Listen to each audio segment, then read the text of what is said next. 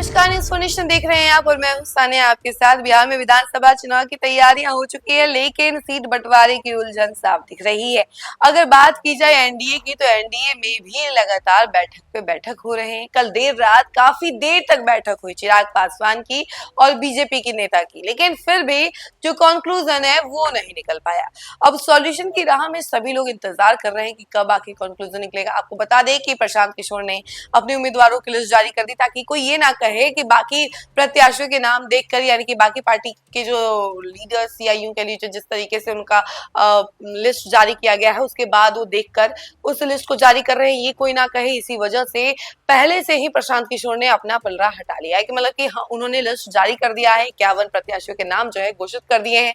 लेकिन उसके बाद जो है, अगर एनडीए की बात की जाए तो जो टेंशन है वो साफ नजर आ रहा है, क्योंकि चिराग पासवान और बीजेपी के नेता की लगातार बैठक हो रही है, लेकिन फिर भी कंक्लूजन नहीं निकल पा रहा है कि आखिर चिराग पासवान को 40 सीटें मिलेंगी या फिर नहीं मिलेंगी। इस पर बात बनती है या नहीं बनती है, या फिर चिराग पासवान कम सीटों पर मानते हैं या नहीं, ये सारी उलझने जो है अभी भी बरकरार है। चलिए हम आपको इसके बारे में विस्तार से बताते हैं कि आखिर इस बैठक के बाद क्या कुछ हुआ है। बिहार विधानसभा चुनाव 2025 से पहले एनडीए गठबंधन में सीट बंटवारे का विवाद गहराता जा रहा है।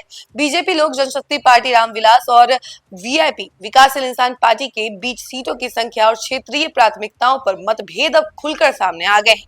गुरुवार को पूरे दिन चली सियासी बैठकों के बाद देर रात बीजेपी के बिहार चुनाव प्रभारी धर्मेंद्र प्रधान और केंद्रीय गृह राज्य मंत्री नित्यानंद राय फिर से चिराग पासवान के आवास पहुंचे।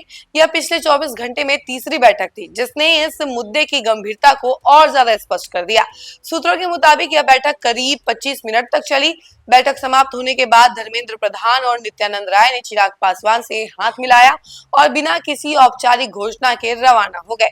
हालांकि अंदरूनी सूत्रों का कहना है कि बातचीत में कुछ प्रगति जरूर हुई है, लेकिन सीटों की संख्या और पसंदीदा विधानसभा क्षेत्रों पर मतभेद अब भी बने हुए हैं। यही वजह है कि एलजेपी रामविलास ने शुक्रवार को प्रस्तावित अपनी संसदीय बोर्ड की बैठक को स्थगित कर दिया। यह कदम इस बात का संकेत है कि चिराग पासवान तब तक फैसला नहीं लेंगे जब तक अंतिम समझौता नहीं हो जाता। राजनीतिक विश्लेषकों का कहना है कि चिराग पासवान की पार्टी एलजेपी रामविलास कम सीटों पर समझौता करने के मूड में नहीं है। चिराग ने पहले भी कई बार कहा है कि उनकी पार्टी की भूमिका गठबंधन में बराबर की होनी चाहिए, न कि सिर्फ समर्थन देने वाली। बीजेपी चाहती है कि एलजेपी को सीमित सीटें दी जाएं, ताकि जेडीयू यानी कि नीतीश कुमार और अन्य सहयोगी दलों के साथ संतुलन बना रहे। लेकिन चिराग पासवान अपनी संगठनात्मक मजबूती और युवा समर्थन का हवाला देकर अधिक सीटों की मांग पर अड़े हुए हैं। जहां एक तरफ बीजेपी चिराग पासवान को मनाने में जुटी थी, वहीं दूसरी ओर बिहार की राजनीति में एक और बड़ा घटनाक्रम हुआ है। वीआईपी प्रमुख मुकेश सहनी ने अचानक राजद नेता तेजस्वी यादव से उनके आवास पर मुलाकात की। दोनों नेताओं के बीच सीट बंटवारे और राजनीतिक संभावनाओं पर लंबी चर्चा हुई। राजनीतिक गलियारों में यह मुलाकात संकेत मानी जा रही है कि अगर एनडीए में बात नहीं बनी तो मुकेश सहनी महागठबंधन की ओर रुख कर सकते हैं। इस कदम ने बीजेपी और एनडीए पर दबाव और ज्यादा बढ़ा दिया है, क्योंकि वीआईपी पार्टी की कुछ सीटों पर निर्णायक वोट बैंक है। वहीं आपको बता दें कि एनडीए में चल रहे इस विवाद ने बीजेपी के लिए समय का संकट खड़ा कर दिया है। पार्टी की केंद्रीय चुनाव समिति यानी कि सीईसी की बैठक 12 अक्टूबर को दिल्ली में होने वाली है, और इसके अलावा बीजेपी नेतृत्व चाहता है कि इस बैठक से पहले सीट बंटवारे का फॉर्मूला अंतिम रूप ले, ताकि बिहार में गठबंधन की एकजुटता का संदेश दिया जा सके। लेकिन मौजूदा स्थिति में चिराग पासवान का सख्त रुख और मुकेश सहनी की खुली बातचीत की रणनीति ने एनडीए समीकरणों को जटिल बना दिया है। एनडीए के भीतर कुछ सहयोगी दलों का मानना है कि बीजेपी अगर सभी सीटों पर नियंत्रण रखने की कोशिश करेगी तो इससे छोटे दलों में असंतोष बढ़ सकता है। एलजेपी रामविलास और वीआईपी जैसे दल सम्मानजनक सीट शेयरिंग की मांग कर रहे हैं। अगर यह मांग पूरी नहीं होती तो दोनों दलों का अलग रास्ता चुनने की आशंका से इनकार नहीं किया जा सकता है। राजनीतिक हलकों में यह चर्चा जोरों पर है कि क्या बीजेपी अगले 24 घंटे में सीट शेयरिंग फॉर्मूला तय कर पाएगी या नहीं, क्योंकि देरी होने पर गठबंधन की एकजुटता पर असर पड़ सकता है।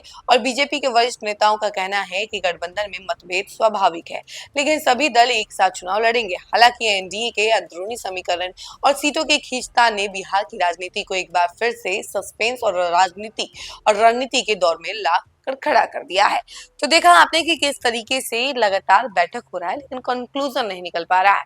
और जहां एक तरफ चिराग पासवान को मनाने में लगी हुई है बीजेपी, तो वहीं दूसरी तरफ देखा जा रहा है कि मुकेश सहनी भी तेजस्वी यादव से मिलने चले गए।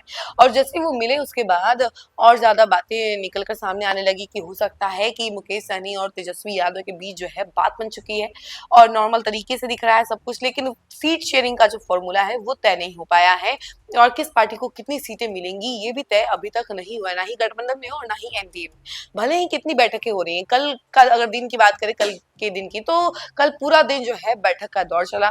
यानी एनडीए में पहले कई सारी बैठकें हुई, जदयू की बैठक चली, नीतीश कुमार के आवास पर बड़ी बैठक हुई, इसके अलावा चिराग पासवान को भी मनाने की कड़ी में कई बार बीजेपी नेता उनसे मिलने पहुंचे। और महागठबंधन की बात करें तो महागठबंधन में भी कुछ ऐसा ही नजारा देखने को मिला, लेकिन कंक्लूजन एज यूजुअल नहीं निकला। ताकि आपकी क्या राय है कमेंट सेक्शन में जरूर बताइएगा और देखते रहिए न्यूज़ फॉर नेशन। धन्यवाद।